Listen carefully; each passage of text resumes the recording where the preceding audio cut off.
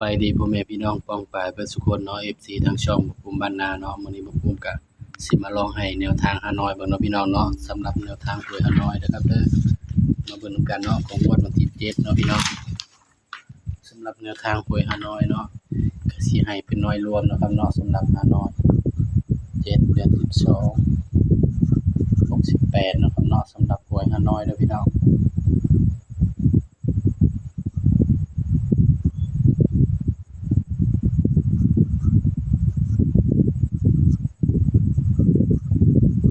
ก็3น้อยเลยครับเด้อนี่มีน้อยพิเศษน้อยปกติแล้วก็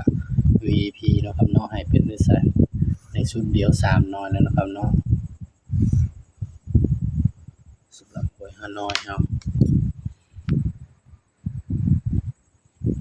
สำหรับตัวเด่นเด้อพี่น้อง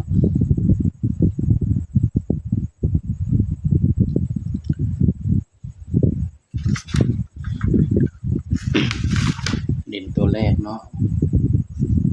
4เด่นตัวที่2 5เด่นตัวที่3 6แต่ว่าตัวเด่นคือให้เด่น4กับ5เนาะ6คือตัวรองเนาะพี่น้องเนาะสำหรับหวยฮานอยเนาะก็มาจับคู่นำบ่าวภูมิเลยพี่น้องบัดนี้เฮาก็จับ4ก่อนเนาะพี่น้อง47 48 49 57 58 59 6 67 68 69แล้วก็จับชุดวินนำกันเนาะพี่น้อง45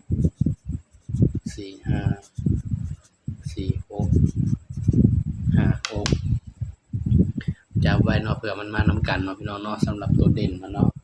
แต่ว่าตัวเด่นบ่าวให้เด่นไปที่4